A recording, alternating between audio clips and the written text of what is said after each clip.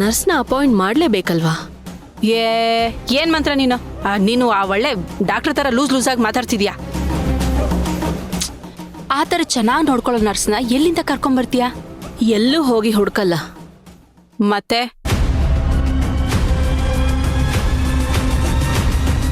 ಆ ನರ್ಸು ನಾನೇ.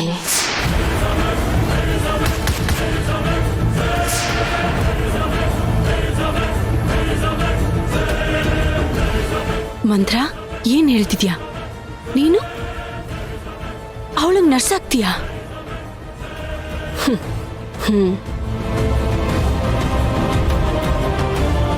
ನಾಳೆ ಬೆಳಿಗ್ಗೆ ಮಾಮೂಲಿ ಕೆಲ್ಸಕ್ಕೆ ಬರೋ ಥರ ಬರ್ತೀನಿ. ನೀನು ನನ್ನನ್ನು ಅವಳಿಗೆ ಪರಿಚಯ ಮಾಡಿಸು. ಮಿಕ್ಕಿದ್ನೆಲ್ಲ ನಾನು ನೋಡ್ಕೋತೀನಿ. ಮಂತ್ರ ಮೊದ್ಲೇ ಅವಳಿಗೆ ಬುದ್ಧಿ ಭ್ರಮಣೆ ಆಗಿದೆ. ಹತ್ರ ಹೋದ್ರೆ ತಿನ್ನೋ ತರ ಆಡ್ತಾಳೆ. ಅವಳು ಯಾವಾಗ ಏನ್ ಮಾಡ್ತಾಳೆ ಅಂತಾನೆ ಅರ್ಥ ಆಗ್ತಿಲ್ಲ. ಮಂತ್ರ ಈ ಐಡಿಯಾ ಸರಿ ಹೋಗುತ್ತಾ? 100% ಸರಿ ಆಗುತ್ತೆ. ನಾನು ಸ್ವಲ್ಪ ಸೈಕಾಲಜಿನ ಓದಿರೋಳೆ. ಅವಳನ್ನ ಹೇಗೆ ಡೀಲ್ ಮಾಡಬೇಕು ಅನ್ನೋದ್ರ ಬಗ್ಗೆ ನನಗೂ ಸ್ವಲ್ಪ ಐಡಿಯಾ ಇದೆ. ಇನ್ನು ಮುಂದೆ ನಾನು ಅವಳಿಗೆ ಕ್ಲೋಸ್ ಫ್ರೆಂಡ್ ಆಗ್ತೀನಿ. ಅವಳನ್ನ ನನ್ನ ಇಚ್ಛೆಗೆ ಹೇಗೆ ಬೇಕೋ ಹಾಗೆ ಕುಣಿಸ್ತೀನಿ. ಅವಳಿಗೆ ಮಾನಸಿಕ ಸಮಸ್ಯೆ ಬಂದಿದೆಯಲ್ಲ, ಇದೇ ನಮಗೆ ಸಿಕ್ಕಿರೋ ಸುವರ್ಣ ಅವಕಾಶ ಅಂತ ಅರ್ಥ ಮಾಡ್ಕೊ. ಅವಳು ಮೆಂಟ್ಲು ತರ ಆಡೋದು ನಮಗೆ ಸುವರ್ಣ ಅವಕಾಶ ಹೇಗೆ ಆಗುತ್ತೆ? ಮತ್ತೇನು ಮಾಡಬೇಕು ಅಂತೀಯ? ಯಾರನ್ನೋ ಇಟ್ಕೊಂಡು ಆ ಶಾಂತಿ ಕತೆನ ಮುಗಿಸೋ ಬದಲು ಈ ಅರ್ಚನನ್ನ ಇಟ್ಕೊಂಡೆ ಆ ಶಾಂತಿ ಕಥೆನ ಮುಗಿಸೋದು ಒಳ್ಳೇದು.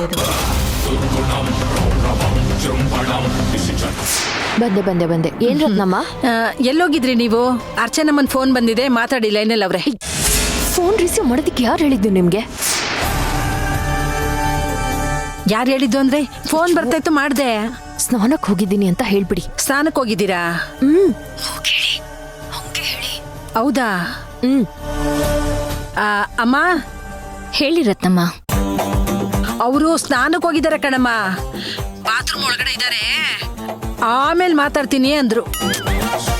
ಹೌದಾ? ಸಾಧನ ಅಕ್ಕ ಬಾತ್ರೂಮ್ ಅಲ್ಲಿದ್ದಾರಾ? ಹೌದು ಕಣಮ್ಮ. ಓ, ಹಾಗಾದ್ರೆ ನೀವು ಬಾತ್ರೂಮ್ ಒಳಗಡೆ ಇರೋರ್ನ ಕೇಳಿದ್ರಿ, ಅದು ಅಷ್ಟು ನಿಧಾನವಾಗಿ. ಅಮ್ಮ ನೀವ್ ಅವ್ರ ಹತ್ರನೇ ಮಾತಾಡಿ ಅಮ್ಮ, ನನ್ನನ್ನು ರುಬೇಡಿ ನೀವು.